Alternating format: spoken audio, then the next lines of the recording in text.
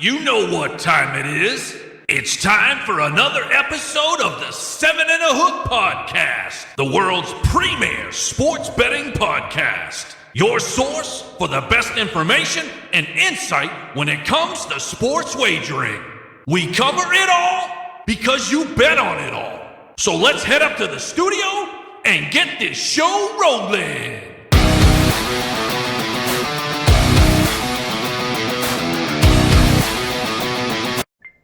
Hey, hello everyone, and welcome to another episode of the 7 and a Hook Podcast. I am Brooksie, the Irish Insider. Hey, I hope everybody had a great Thanksgiving. I know I did. Got to go over my mother's house. Man, she makes the best turkey dinner, Thanksgiving spread on the planet. Great turkey, great gravy, stuffing, homemade cranberry sauce, man oh man, sweet potato, and the blueberry pie. Yep, the blueberry pie. Listen, the over-under on how many slices of blueberry pie going into Thanksgiving was 2 and a hook. Well, guess what? It went way over that 2 and a hook. Hopefully you got to play that bet because I know I did. Listen, my belly was barking yesterday. I had to fill it. And man, oh man, it was worth it. So, hey, great food. Got to see my family. Great time. You know what else was great about yesterday? My 2 top plays hit. Yeah, they did. The Detroit Lions getting 3 points against the Chicago Bears. They didn't win the game, but they covered 16-14. And my college football best bet was Ole Miss traveling to Mississippi State. They were getting a point and a hook. Well, they won that game outright, 31-21. What else can you ask for? Great food and your top plays cashing some tickets. Hey, hopefully everybody had a great day and you cash some tickets also. Listen, everybody that's been tuning into the show, man, we really appreciate it. Obviously, the website in front of us, 7andahook.com. Don't forget to check it out. Yeah, new swag. We got the hats. We got the shirt. Going to put my chest out a little bit. We've got some email requests about merchandise. It's coming. We're gonna have a tab for merchandise soon. So those that want hats and want shirts, they're gonna be available. Again, follow us on all our socials. The number 7 and a Hook, whether it's on Instagram, Facebook, Twitter, and go to YouTube, search 7 and a Hook Podcast, give us a subscribe. Listen, as far as handicappers go, right now I am no doubt one of the hottest handicappers in the nation. Since college football got rolling at the end of August, early September, I'm 157, 98, and 3 against the spread. I'm going to say that again. 157, 98, and 3 against the spread. Now that covers everything because like I say, if you heard in the intro, this show is, we cover it all because you bet on it all, whether it's college football, NFL, Major League Baseball, NBA, NHL, UFC, horse racing, soccer. Listen, if there's a line on it, we bet on it. And listen, hopefully you've been tuning in and you've been listening to our plays and you've been cashing some tickets. All right, as far as today, what's on the menu, what's on the agenda, right? Well, I've got 5 college football games, my spotlight games, I want to look at today. And then I've got 2 late NBA games that I want people to take a look at. So, listen, without further ado, let's get this show rolling. All right, we're going to go right to college football. My first spotlight play, Cincinnati Bearcats, favored by 14 and a hook, on the road to take on Eastern Carolina. All right, points total set at 56 and a hook. Cincinnati, wow, what a great season they're having, right? 11-0, they're 4th in the college football playoff rankings. That's right, right now, they're in the Final Four. Now, they're coming off a 48-14 win over SMU. Cincinnati's been putting up a lot of points this year. 40 points a game. They're only letting up 16. They got a pretty stingy defense. They're led by quarterback Desmond Ridder. Man, what a solid performance he's had so far this year. 2,700 yards in the air, 25 touchdowns, only 6 picks. Now, Jerome Ford, 970 yards, 16 touchdowns, 6 yards per carry. So he's been doing it on the ground for the Bearcats. All right, let's look at Eastern Carolina. They come into this game 7-4. Now, they're winners of 4 straight. Most recent, a 38-35 win over Navy. Tough game, but they did what they had to do to come home with the win. Now, they're led by Holton Ahlers, their quarterback, okay? He's got over 2,900 yards in the air, 17 touchdowns, 9 interceptions, okay? Now, they've got a pretty decent running back themselves in Mitchell. Okay, he's only a freshman, mind you. He's got over 1,000 yards on the ground, 9 touchdowns. He's averaging 6 yards per carry. Yes, he's a freshman. Okay, so Eastern Carolina, their last loss was 5 weeks ago. And who was it against? The Houston Cougars. Yeah, that same Houston Cougars that Cincinnati is going to be playing next week in the championship game. So keep that in mind. All right, so what do I think is going to happen today? I think Cincinnati is looking a little bit ahead today, okay? I think they're really focused on next week's game against Houston. So, therefore, Eastern Carolina keeps this game close. Listen, they hung in there with Houston. As I mentioned, their loss 5 weeks ago was to Houston. It was in overtime, 31-24. The Pirates are going to keep this game close against the Bearcats. So I like Eastern Carolina, and guess what? The 56 and a hook, I'm looking to the stars. I'm going over 56 and a hook. All right, my next game on College Spotlight is South Florida on the road to take on UCF. UCF favored by 17, minus 17, points total set at 62. South Florida comes into this game 2-9. They're losers of 4 straight. Rough patch for these folks, okay? Now, they got trounced last week against Tulane. Tulane is also a 2-9 team. Ugh, not so good, South Florida. Averaging 24 points a game, they're letting up 36. 24, 36, yeah, you can see why they're 2-9. All right. Now, UCF, they come into this game 7-4. They've won 4 out of their last 5. Okay. They had a nice, you can call it tune-up game last week against UConn. Anybody that plays UConn, that's a tune-up game. They beat up the Huskies 49-17. Game really wasn't even that close. You know, they got in some second stringers. UConn, they're just bad. Super bad. Anyways, all right, so South Florida, let's look at this game. They come into this game with a pretty beleaguered / banged up secondary. Okay, I think UCF is going to take advantage of that big time. All right, last year, exciting game, lots of points. It was a shootout. UCF won the game last year, 58-46. I think the same thing's going to happen this year. Okay, I like UCF laying the 17, and as far as the points total, 62. Again, I'm looking to the sky. We're going over 62. So UCF minus 17. And over 62. All right, my next college football game on my spotlight sheet is Coastal Carolina, favored by 15, on the road to take on South Alabama. Points total set 55. Double fives. Okay, Coastal, they come into this game 9-2. Now, the winners, 3 of their last 4. Okay, their most recent win was last week against Texas State.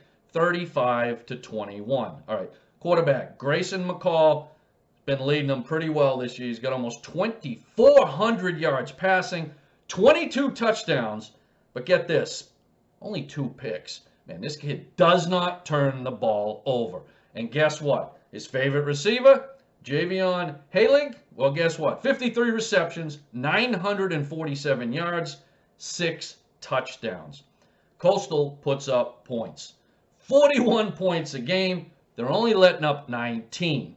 Pretty decent defense. Now, South Alabama, the Jaguars, they come into this game 5-6.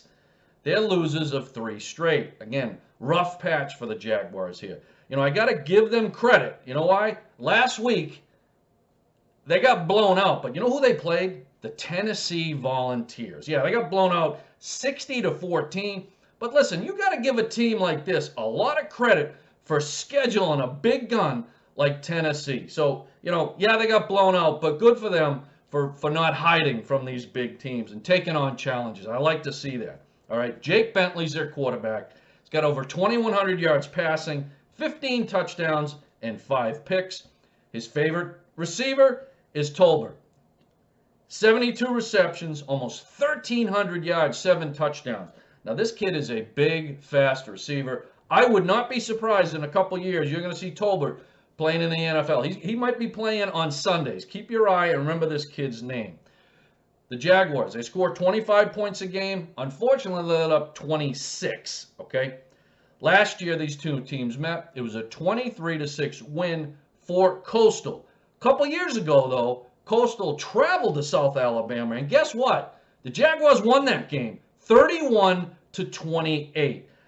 Jaguars are one of the best ball control teams in the Sun Belt, okay? I think they have enough here to keep Coastal's offense on the sidelines just enough to keep this game close. Listen, I'll take the points. I'll take the 15 with South Alabama. And as far as the points total of 55, I'm looking down. I'm going to go under 55. So I'm going to take South Alabama, and I'm going to go under the 55. All right, my next college football game on my spotlight sheet. UNLV Running Rebels on the road take on Air Force. All right, Air Force is favored by 17 and a hook here. Points total set at 49 and a hook. All right, UNLV comes in this game 2-9. Disappointing season, but they've won 2 of their last 3. They lost last week, most recently, 28-20 against San Diego State. Now, they're number 19 team in the nation. They went toe-to-toe with this team. Matter of fact, that was pat myself on the back, one of my best bets. UNLV was getting 11 points, and guess what? They covered the game, and you know what? They had a chance of winning. It was tight there in the fourth quarter. But anyways, UNLV, 2-9 on the season. Overall, disappointing year. Okay. They're led by, as I said last week, it's their run-first team. Charles Williams. He's got over 1,100 yards on the ground, 13 touchdowns. Again, this kid, good chance he's going to be playing on Sundays in the NFL soon. All right. UNLV, they score 21 points a game. They let up 35. You can see why their record is what it is. All right, Air Force, they come into this game 8-3 overall, winners of 2 straight, okay? Most recently, a triple overtime. That's right, 3 overtimes against Nevada, 31-29. Never give up, Air Force, right? They didn't. 41-39 in triple overtime. Okay. They're led by running back Brad Roberts. He's got 1,100 yards on the ground, 11 touchdowns. Air Force is a run first, pass second. They average over 300 yards on the ground, 90 yards in the air. Their quarterback, Daniels, he's thrown for 930 yards. He's rushed for 700. You can see it is a rush-dominated team. Okay. Listen, this is a home game for Air Force, the Air Force Academy. This is their last game, okay? Which means it's the last game for all the seniors. Most of the seniors, well, guess what? They're not going on to play in the NFL. You know what?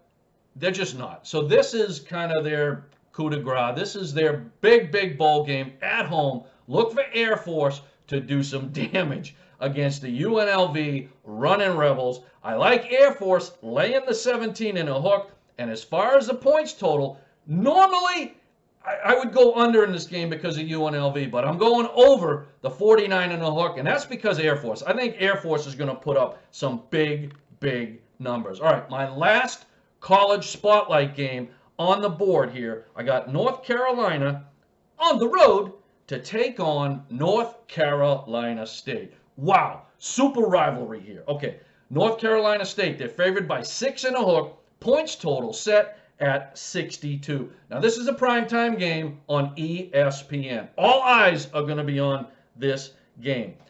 By the way, this is the 111th meeting. This is one of those, yeah, this is truly a rivalry. All right, North Carolina, they come into this game 6-5. Now, they're coming off is what I call a tune-up game against Wofford. They beat them 34-14. Again, game wasn't that close. They called off the dog, so to speak. Carolina probably could have put up 52 or 57, 59. Anyways, they handled them well. They did what they had to do. Sam Howell didn't have the season that he thought he was going to have, right? He was a Heisman favorite at the beginning of the year. Had a really poor start to the year, but has come on strong lately. 2,700 yards in the air, 22 touchdowns, 8 picks. The Tar Heels are averaging 37 points a game. They're letting up 31, okay? The defense has kind of let them down in a number of spots here, okay? North Carolina State, the Wolfpack. They come into this game 8-3. Now, they're coming off a nice 41-17 win at Syracuse. Now, Syracuse doesn't have the best record, but you know what? They're a tough team. So to go on the road and beat Syracuse, that was no easy task. Devin Leary, quarterback for the Wolfpack. Wow, what a great year he has had. Almost 3,200 yards passing, 31 touchdowns, and only 5 picks. All right, last year, North Carolina won this game 48-21. That's 2 wins in a row for North Carolina in this rivalry. What's going to happen today? Man, oh man, this is a tough play. I'm going to take the points in this game. I think North Carolina will be up for this game. Give me the 6.5. And as far as the points total, yeah, I'm going up. Look to the sky. I think Leary and Howell are going to be chucking this ball up and down the field. It's going over the 62. Give me the Tar Heels at getting 6.5 over 62. All right, changing gears. We're going to go right to the NBA. I've got 2 games on my spotlight sheet. First game I have is the Portland Trailblazers. No, I can speak. The Portland Trailblazers on the road travel to take on the Golden State Warriors. Warriors are favored by 6. Point total set at 224 and a hook. All right, Trailblazers come into this game 10-9. They're 1-8 on the road. Ooh, now that is ugly. 1-8 on the road. Now, they are winners 4 out of their last 5. They lost last Wednesday, a couple nights ago, they played Sacramento. They lost 125-121. Damian Lillard is leading the way for that team. 22 points a game, 4 rebounds, 8 assists. Nurkic, their center, is doing the job on the boards. He's getting 12 rebounds a game, and he's putting in 12 points a game. Now, no Anthony Simmons tonight for the Trailblazers. Now, that's going to hurt. He's averaging 12 points a game. He is out. That is definitely a problem, okay? Now, Golden State, let's look at them. They're 16-2, 10-1 at home. Man, oh man, is Golden State back? They might be. We'll see. Still early in the season, but man, they are dominating right now. Steph Curry, say no more, right? 28.2 points a game, 6 assists. Draymond Green, doing what he does. He's a beast on defense, and he's a beast on the boards. He's 8 rebounds per game. All right. They've got some players out tonight for Golden State. Klay Thompson, he's out. Okay, he's averaging almost 21 points a game. Andre Iguodala, he's out with a hip injury. Damon Lee is out. 9 points a game from him. Okay, now Golden State, they're winners of 5 straight. They won Wednesday night at home against the 76ers. Matter of fact, ran them out of the building, 116-96. All right. Listen, I think Golden State is a little light on the bench with the folks that are out. I think this is a good spot for Portland, so I'm going to take the 6 points and the Blazers. As far as the points total, 224 and a hook, I'm looking down. I'm going to go under 224 and a hook. All right, my next NBA Spotlight game and my last game of this episode I'm going to cover is the Sacramento Kings on the road to take on the Lakers. Yep. Lakers are favored by 7 and a hook. Points total set 229 and a hook. All right, the Kings come into this game 7-12. They're 4-5 on the road. Now they're coming off a 125-120 win over Portland a couple nights ago. Now guess what? That broke a 4-game losing streak. They needed that win. Now, they've been led by De'Aaron Fox, 20 points a game, 5 assists. Let's look at the Lakers. Okay, now, the Lakers come into this game 10-10. A little disappointing, right? They're 7-5 at home. Now, they return home after a 5-game road trip, which saw them go 2-3. Wasn't that productive. Matter of fact, LeBron got suspended for a game. It was kind of, they lost that game following. It was kind of a messy road trip, right? Now, they played Wednesday night at Indiana, and they won in overtime. Very, very solid win. Very impressive. 124-116. All right, let's look at the Lakers. Now, obviously, LeBron was out for a while. He's still averaging 24 points a game. Anthony Davis, 24 points a game. Westbrook, 20 points a game. Carmelo Anthony, 15 points a game. They have weapons, right? And guess what? It's time for a little home cooking. Now, some of the reports say that, LeBron may not play tonight, right? There's been some grumblings. My moles tell me he's going to play, okay? I'm going to trust my moles on this one. So, tonight, look for some home cooking. Get back in L.A., put on a show for the fans the day after Thanksgiving. So I'm going to lay the 7.5 with the Lakers. And as far as the points total, I'm going over. I'm going over the 229 and a hook. Okay, listen, that's going to put a wrap on my picks and plays today, all right? Hopefully, I gave you some good information, gave you some good insight, so you can go play some ticks and go you can go play the picks and cash the ticks, all right? So, listen, again, 7andAhook.com. Thank you for tuning in. Head over to the website, send us an email, tell us what you think.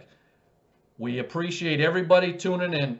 And listen, as we always say, may your bad beats be small and your big wins be monster.